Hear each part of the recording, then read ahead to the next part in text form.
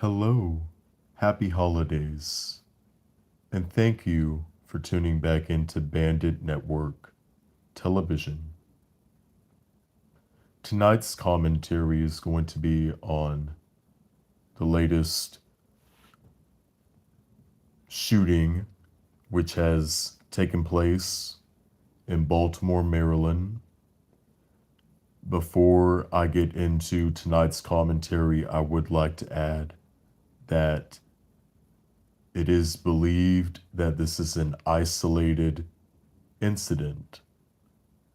As you can read in the title, one person was killed and 9 others, I believe, are suffering from gunshot wounds. We're going to be talking about this tonight. And this is the second shooting that has happened this week. As many of you know, yesterday there was another incident that happened in Madison, Wisconsin, and we talked about that last night. Kids killing kids and then killing themselves. It's just an all-around bad situation, but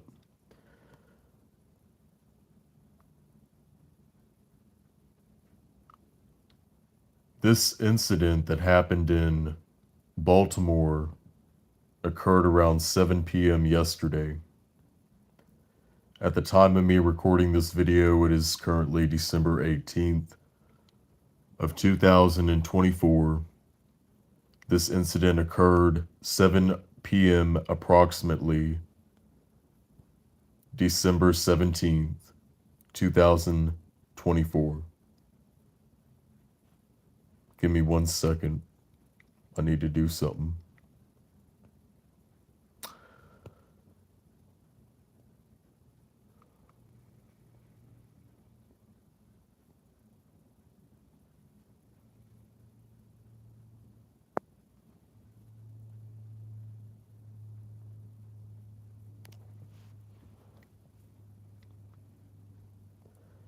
With that being said, let's look more into what has happened. This is a developing story. Police say that mass shooting leaves 1 person dead and 9 others injured. Baltimore County Police said multiple people have been taken to aerial hospitals, but did not specify how many are suffering from gunshot wounds. So I guess that 9 has been injured, but it's not clear if they were from gunshot wounds. The majority of those taken to the hospital were suffering from gunshot wounds, according to sources. This tablet keeps on going out because... Okay.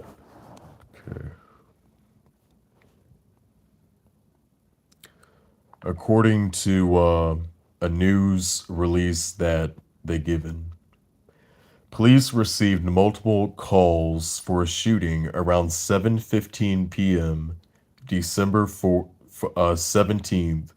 When they arrived to the scene, they found a vehicle turned on its side, police say in a press conference. A vehicle was in flames. So the car was in flames when the police arrived at the scene. Neighbors told News 11 they heard more than a dozen shots fired. Officials said in an incident, the incident led to a car being turned over in flames. Now, what did they mean by that? Officials said an incident led to the car being turned over in flames.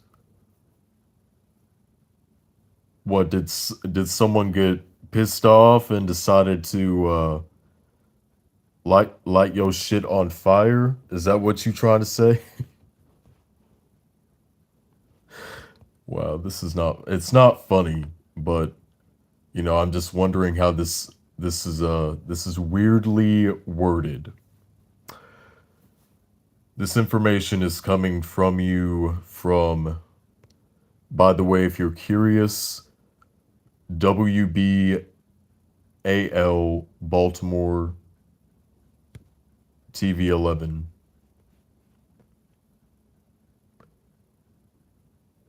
Gunshots were found on the outside of a funeral home in the area. Investigators do not believe that the incident is related to a funeral home. So they don't believe that it has anything to do with the funeral home, or the funeral home could have been um, targeted. They don't believe that. They just think that it was by coincidence. The incident remains an ongoing investigation, police said. Police asked anyone with information to call 410-887-4636.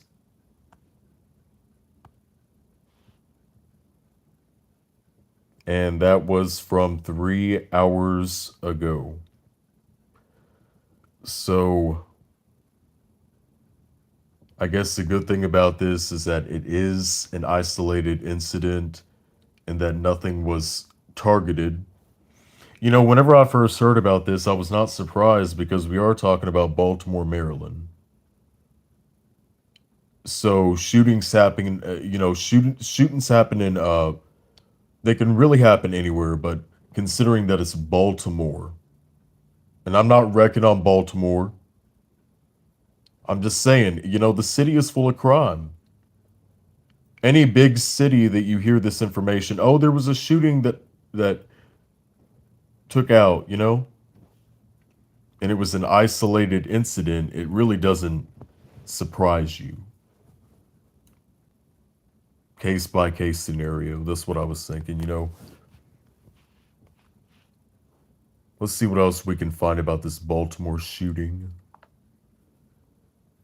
Please hit the like button if you already have not. Thank you kindly.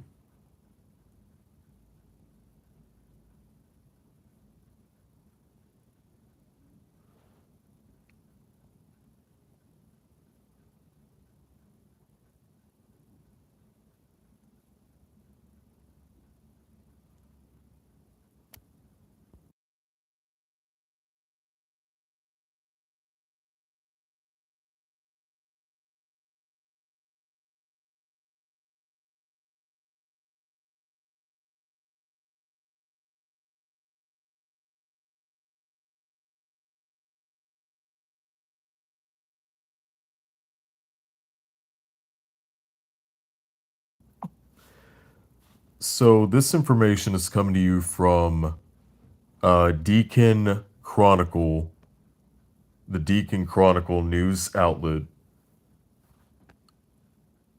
A shooting and related fiery car crash on Tuesday night in a suburban area north of Baltimore left one person dead and 9 others injured, police said. Gunshots were reported across the neighborhood near the sites where the car ultimately crashed outside of a closed funeral home, according to Baltimore County Police Chief Robert McLaughlin.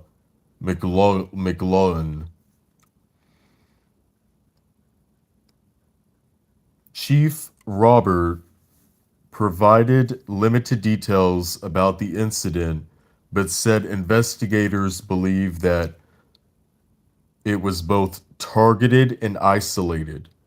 Okay, so they believe that it was actually targeted and isolated. It appears that the individuals in this case somehow knew one another, and that this incident was intentional and targeted, he stated in a news conference statement. The conditions of the 9 hospitalized victims have not been disclosed, and it is unclear if all were shot and suffering from gunshot wounds.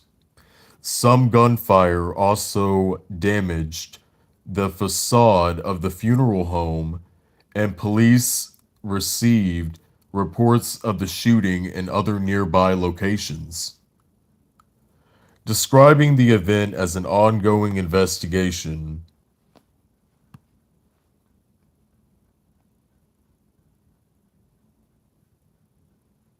an ongoing rolling type of gun situation, Chief Robert said said it was he's trying to say that it was destroyed in the crash. When police officers arrived at the scene, they found the car overturned and engulfed in flames.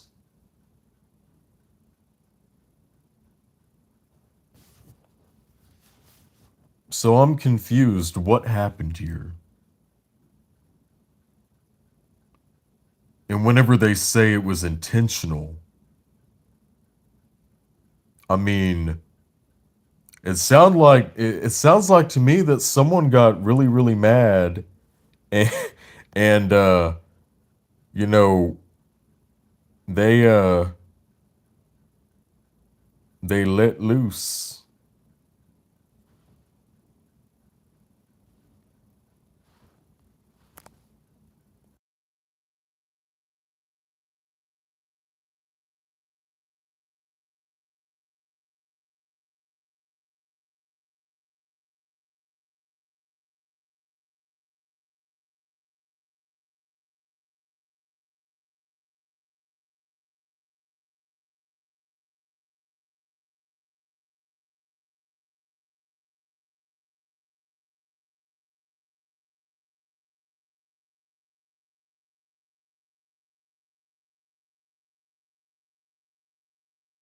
Police, we're here to brief you on the incident this evening. At 7:12 p.m. This evening, Baltimore County Police were dispatched to the intersection of Lock Raven Boulevard and White Oak Avenue. That's in the 8500 block of Lock Raven Boulevard. The initial call for service, they spoke of multiple gunshots at that location. Responding officers responded to that location. The first officer that arrived on the scene found a vehicle on its side and in flames. Our officers searched the scene. They found multiple victims and alerted the fire department. The fire department came to the scene and basically took care of the victims at the scene and transported them to the hospital. At this time, we have 10 individuals that have been injured. One's deceased. 9 were transported to the hospital. Right now, our homicide and our Criminal Investigations Bureau are investigating this incident. It appears to be a mass shooting incident. We have multiple persons that are shot. Right now, we're determining the circumstances and the conditions in this case. With me this evening, we have to my right the administrative officer, D'Angelo Walker. Behind me, I have County Executive Johnny Oshesky. To my left, Fire Chief Joe Dixon and Councilman Ertel. Chief Dixon will speak next in reference to the fire response. In terms of the police department, we are asking anyone that might have incident information about this incident to contact Baltimore County Police at 410-887-4636. That's 410-887-4636.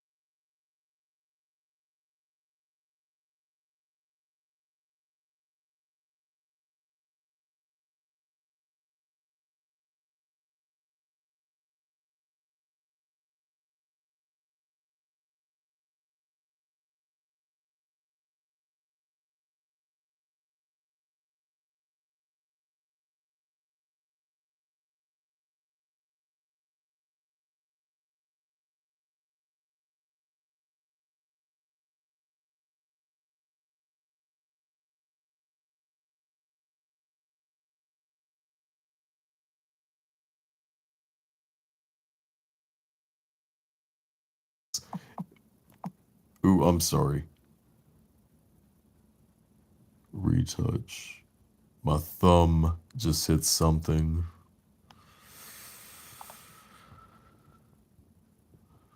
This is a very, very very strange story.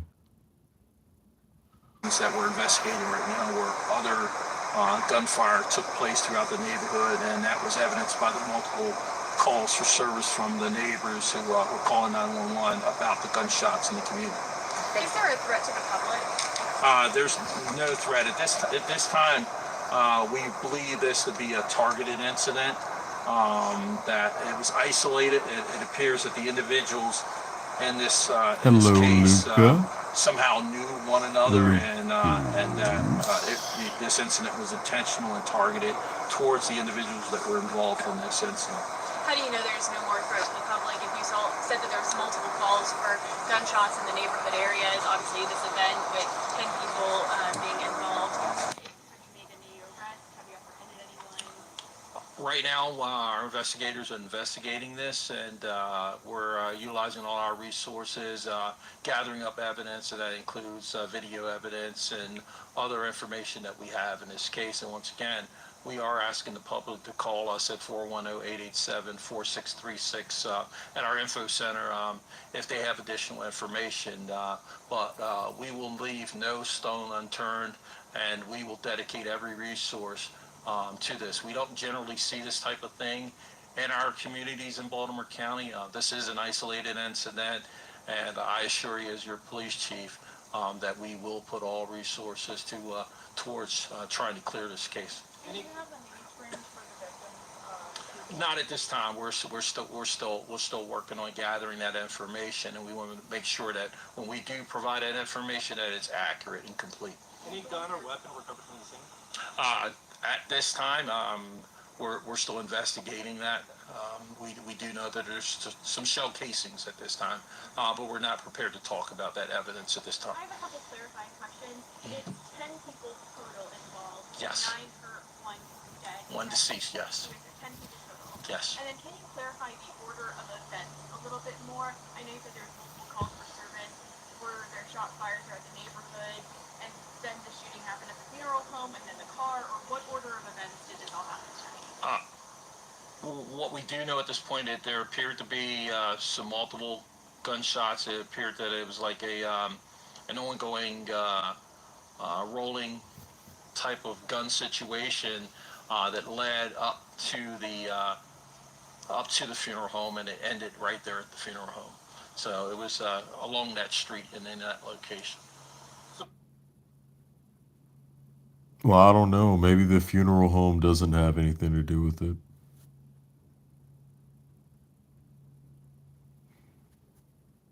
But just it's just weird how he said that there were the funeral home. They shot at the funeral home,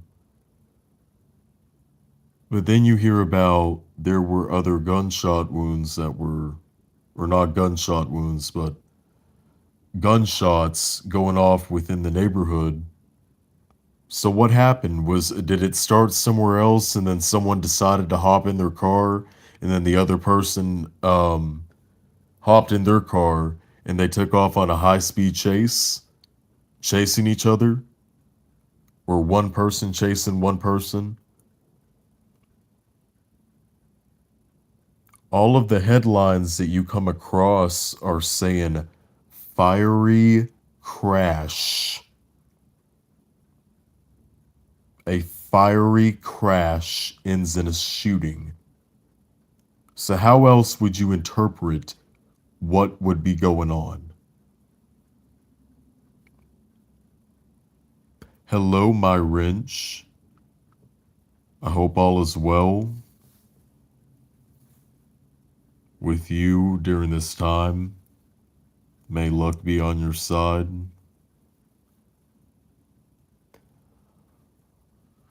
This is a strange story. If you have tuned in, we are talking about this mass shooting that played out in Baltimore, Maryland. Police believe that it is an isolated, targeted incident and the community is not affected, in danger. It's okay.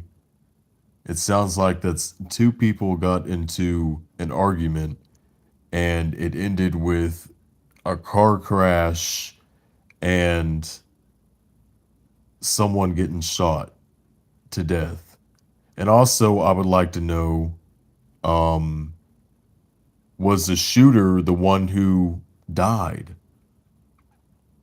Because they're not saying who died. He's not, no one's asked him that question. Is the shooter deceased? But I'm sure they would have come out and say that. I don't know. Maybe I'm just reading too much into it.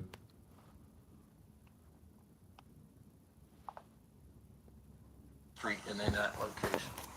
So were Is they there fi- more than one shooter?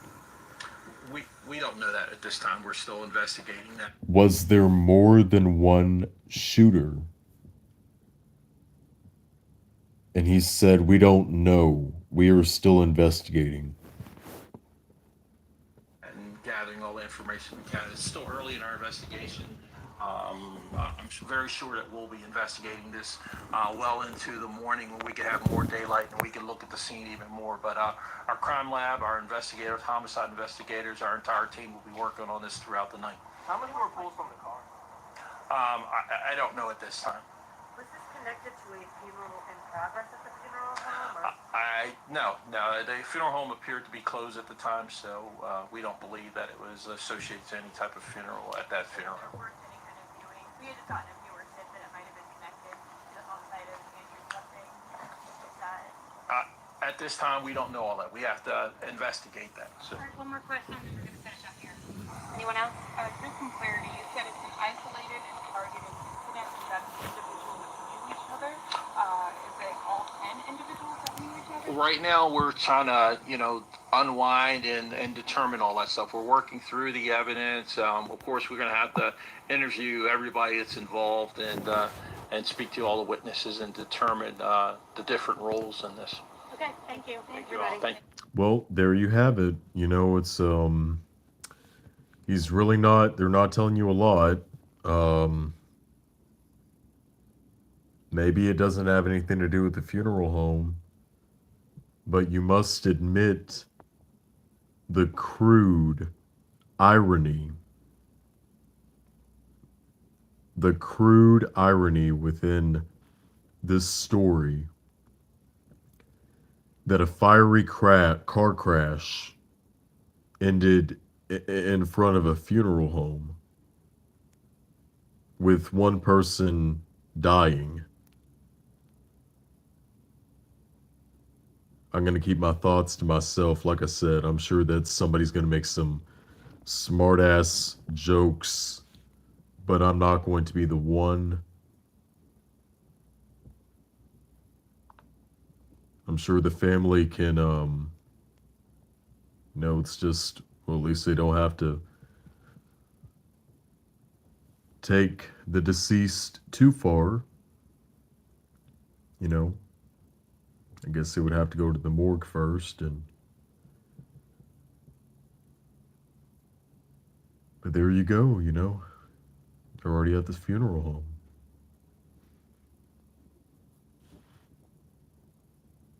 Let me shut up.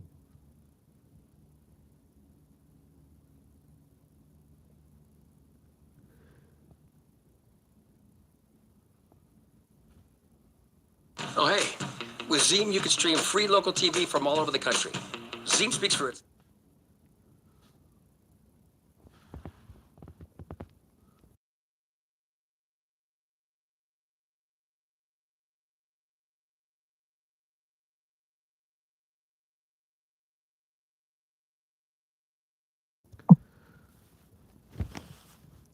Part 2 of this live stream is going to consist of updates pertaining to yesterday's shooting in Madison, Wisconsin. The Abundant Life Christian School in Madison is just a tragic tragedy. It's just bad. There's no way for me to even sit up here and describe how sad this is. I mean, kids killing kids. Wow. So the shooter yesterday was a 15-year-old girl that attended the Abundant Life Christian School in Madison, Wisconsin. I believe that she goes by aliases such as Samantha and something else. We talked about this last night in a podcast. There's been updates pertaining to the investigation into the motive of why the shooter did what they did. Now, this one is going to contain a lot of disturbing information. And if you don't want to hear about this stuff, then you may want to tune out, because I'm telling you, you can't even make light of this. This is just appalling.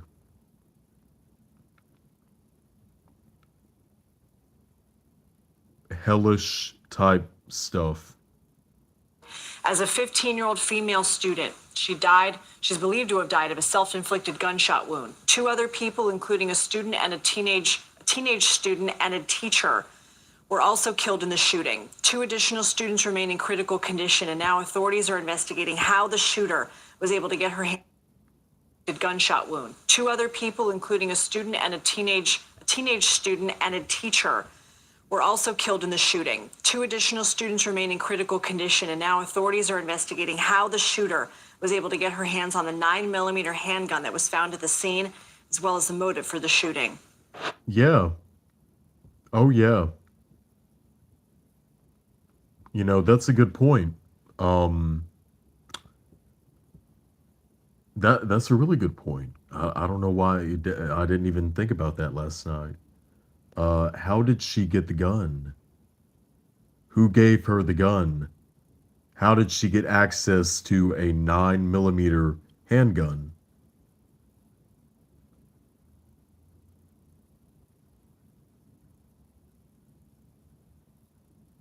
Here we go. Just like with similar cases of what you see with these shootings that play out, kind of like with, I didn't follow that case, but the one up in Michigan where the 2 parents were charged, and also their son was charged for a school shooting. Then you also have the Alapatchee incident in Georgia that happened back in October. Colton Gray, the father of Colt Gray, the accused shooter, is facing multiple different charges. I think 22 different charges, which include second-degree murder. He is being charged alongside with his son. They are both equally guilty. So my guess is, considering that they cannot charge this person because they are deceased, this 15-year-old who committed suicide after shooting up a school, they are going to go after her parents. Wow. Why would she want to kill herself? That's another question. And like what I was going into last night, this is probably a case of someone being bullied to the point, because that's what it all leads to, these school shootings. There's a common denominator of harassment within inside the school system and bullying. And it goes even deeper with how people raise their children. If you teach your children to hate, that's exactly what they're going to do. They're not going to be accepting. If you teach your children to be homophobic, if you teach your children to be racist, it all begins at home.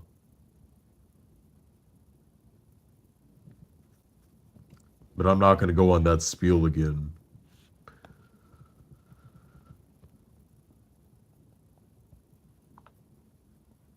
For the shooting.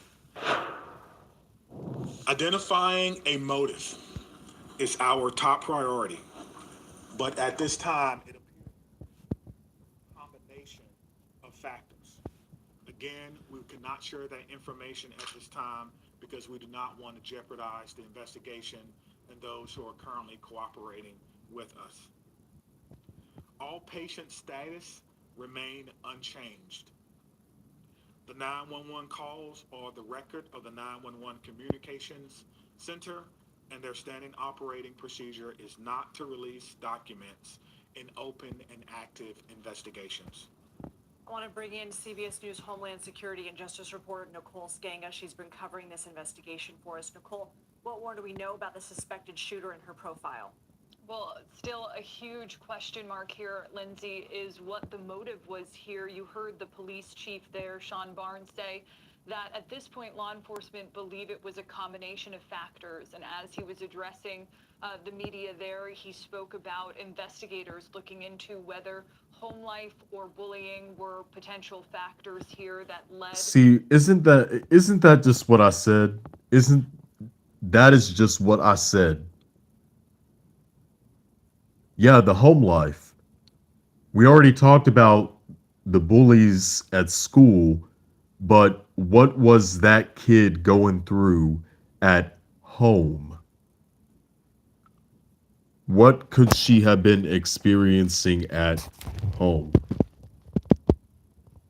This 15-year-old girl to bring a gun, a 9mm pistol that was then recovered from the scene, into her school. We know that the shooter in this case did not breach the school. There was no forced entry, entered as it was a normal school day, and opened fire during a study hall, a class with students from different grades there. We know now, based on the correction issued by the police chief there, that it was the second grade teacher that made that call to law enforcement. And Oh, okay, so last night. Okay, so last night, let me correct some information because again, this was fresh off the plate last night. I said that a second grade student made the 911 call. A correction, it was actually the second grade teacher which made the 911 call. teacher that made that call to law enforcement. And we do know, Lindsay, and we've been talking about just how swift this response has been, how quickly law enforcement raced to the scene. Within 3 minutes of that call going out at 10:57 a.m., officers arriving on that scene. Within 5 minutes, they had cleared or rather confirmed that the shooter was down. Within 8 minutes, EMS arriving on the scene. Within 17 minutes, authorities began clearing the school of any students, and within 27 minutes, there were bomb-sniffing dogs there.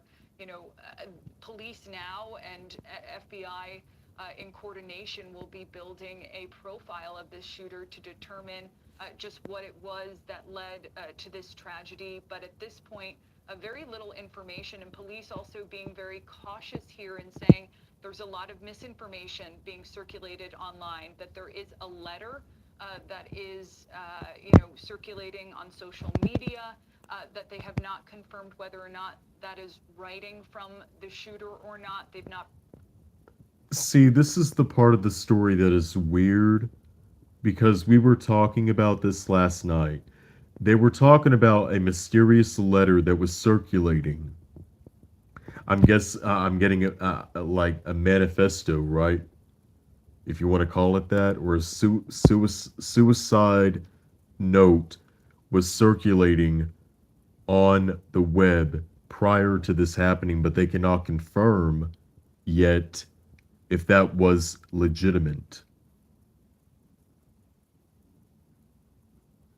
So if you want to assume that it is, that is even more highly disturbing.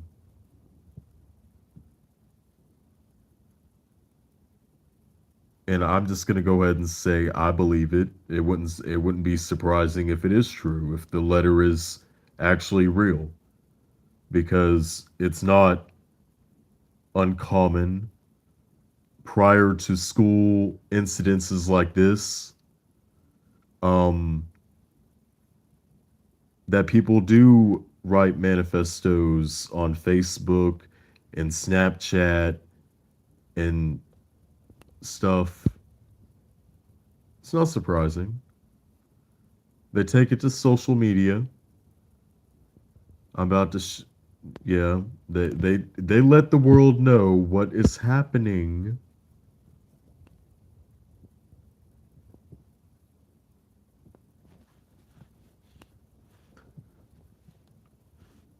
That information was also said within the the Alapache incident, except people were saying that Alapache was going to be one of the first schools targeted within the next coming months. And now fast forward to November, or I'm sorry, November, December, you have this. And then that maniac that tried to kill the healthcare CEO. I'm not following that case. Luigi, however you say his last name, the guy that shot the CEO thing. Okay, you have that. You have this in Madison, Wisconsin, and then you have this, this other Baltimore incident, which I don't think has really anything to do with anything, but this right here, the Madison, Wisconsin incident, I don't know. It's just weird how in the Alapache incident, they were talking like this was going to be one of the first of pew-pews that happen at schools within the next coming months. It's just odd. Been able to track that down and determine if it's authentic, but that right now they are going through the shooter's previous writings. They had mentioned looking through multiple electronics, laptops to see if they could perhaps line that up.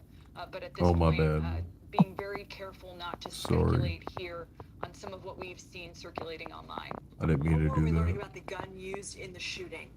Yeah, we know that it's a 9mm pistol, but it remains an open question of how the shooter here got a hold of that gun. Yes, Of course, the exactly. ATF will be- How did she get a hold of the weapon?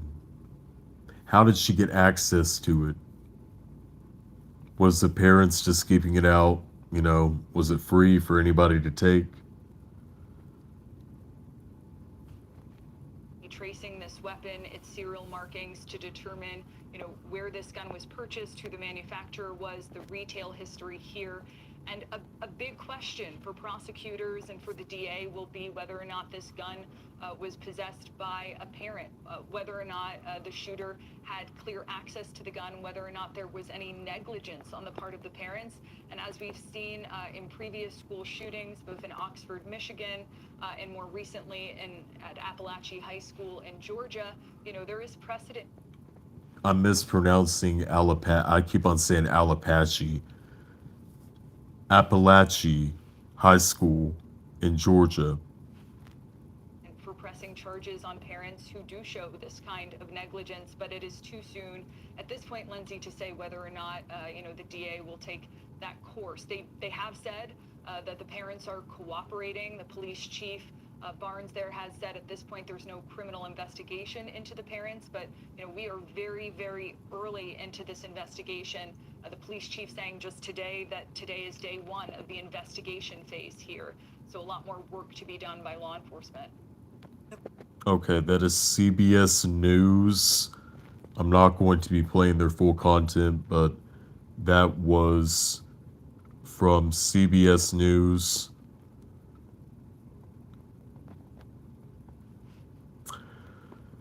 Yeah, let's see what. Give me 1 second, please. I will be right back.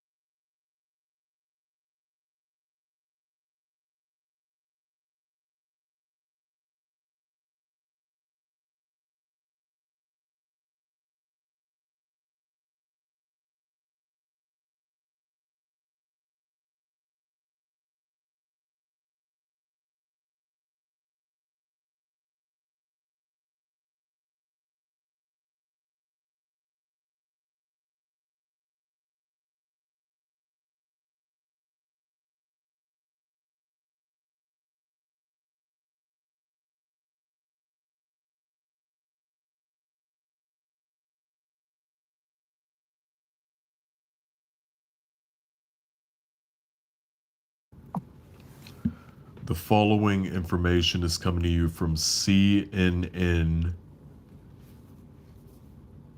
This is in regards to the shooter who went by Samantha.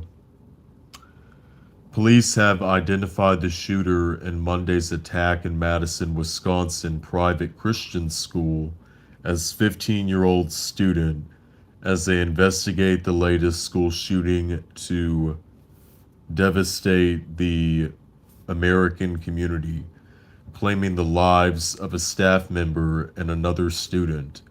Natalie Rumpnow, who went by the name of Samantha, Madison Police Chief Sean Barnes said, was found dead when officers responded to Abundant Life Christian School.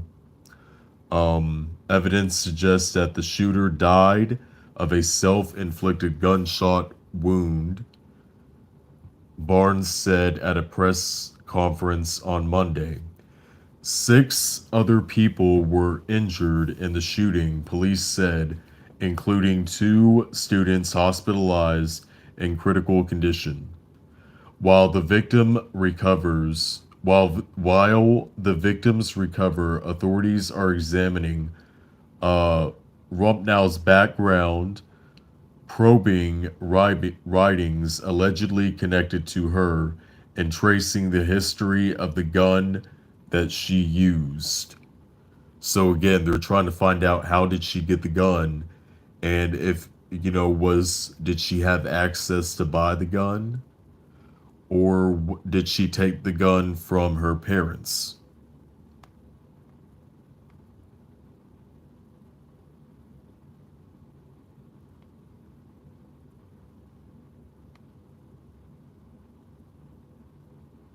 It just really is. A lot of things are going through my mind because we have all been in school at one point in time and experienced some form of bullying. And even on YouTube and social media, it gets done a lot to people. And this is just a case of people having their limits. Because let's just say that the parents um they didn't know anything about what was going on at school pertaining to their daughter being bullied.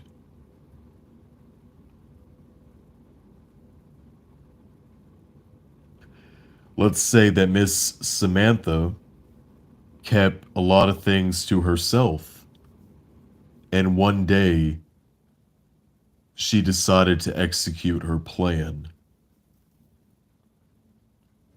which resulted ultimately in this tragedy that took place at an elementary school, or I'm sorry, a K through 12 school in Madison, Wisconsin.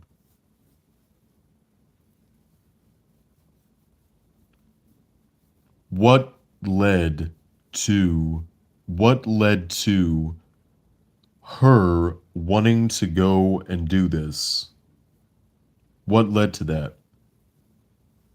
What was the true motive?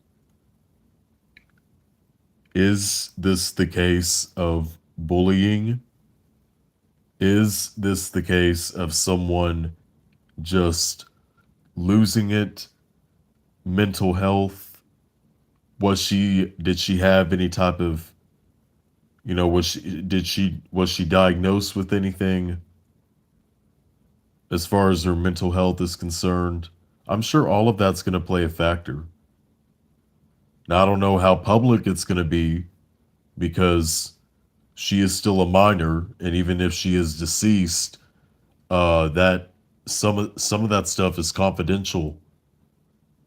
So I don't know how that's going to play out. Will her parents be arrested? Did they help her get the gun?